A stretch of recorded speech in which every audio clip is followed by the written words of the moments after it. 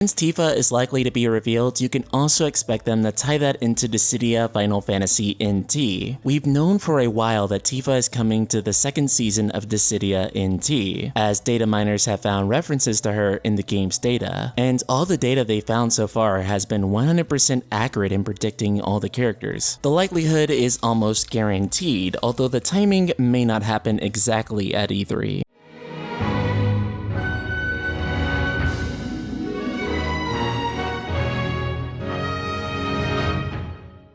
It's pretty hard to talk about Dissidia Final Fantasy NT without mentioning the harsh realities that the game has faced. Its dying online multiplayer that was briefly revived with the release of the game's free-to-play and Steam PC versions, which quickly boosted online activity, that was then killed by the game's tremendous issues with lag. Oftentimes, matches became unplayable, especially on the Steam PC version, where the game could have really thrived. And while Square Enix and Koei Tecmo's Team Ninja, believe it or not, has made a very sincere attempt at trying to fix these issues, the initial decision for P2P or peer-to-peer connections rather than dedicated servers has left issues with lag fairly persistent if you play with competitors or teammates with poor internet connection. That being said, Dissidia Final Fantasy NT has a small but very dedicated community of people who still love the game and actively play it. Not to mention, it's always super interesting to see which characters will make the cut, including getting to see characters like Rinoa Hartley in HD for the first time, though today's character reveal has turned out to be Tifa Lockhart of Final Fantasy VII, which makes 2 Tifa Lockhart reveals in 1 month. Square is really playing her character up, and while the remake sports a brand new look for Tifa, Dissidia NT goes back to the very original look for her. First of all, I want to say I absolutely love the Final Fantasy VII remake design of Tifa. I think her design there is absolutely excellent, and adds a lot of details to a character that had a fairly basic design, and ultimately it adds a level of practicality to her character. That being said, Tifa in Dissidia NT is probably her absolute best yet. There's just something about her that seems right. It's very much in line with the original Tetsuya Nomura artwork, and more or less is what people were expecting from the remake design of Tifa. Dissidia NT features stylized graphics, so it's hard to directly compare the faces, but I kind of like the way her face looks here a little more. It just feels like what I imagine the current generation Tifa looking like, at least as far as the old design goes. Again, please don't get me wrong, I feel like the Final Fantasy VII remake Tifa is perfectly fine the way she is, and is perfectly adapted for a more realistic presentation. But as far as the original designs go, this version represents the original Tifa perfectly. That also being said, it seems that her Final Fantasy VII remake outfit won't be available as DLC for the moment. However, you will have the option of her original PS1 Final Fantasy VII costume, and her Final Fantasy VII Advent Children costume, as well as a few color variations, which are kind of ugly, but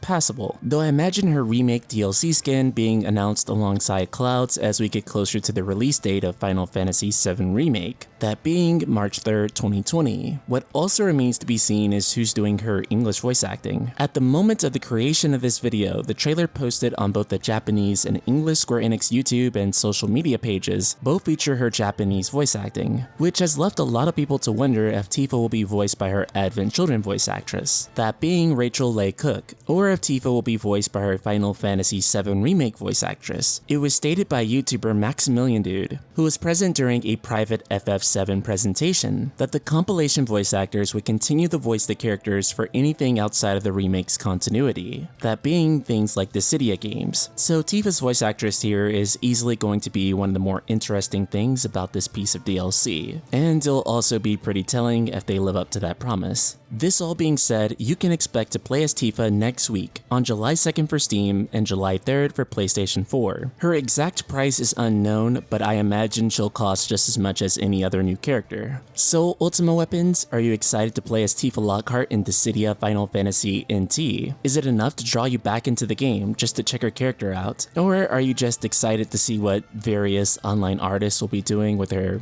extracted character model? I don't judge either way. Subscribe, click the bell icon, on and let me know in the comments below. And if you've been enjoying my content, be sure to check out the Patreon for the Night Sky Prince, like my awesome supporter Wolf of Mibu, who's helping me create the best Final Fantasy and JRPG videos for YouTube I can possibly bring you. And I'm bringing you 4 to 5 of these videos a week, every single week. You guys are incredible, so let's keep this good thing going. Shout out to Wolf of Mibu and the rest of the Ultima community.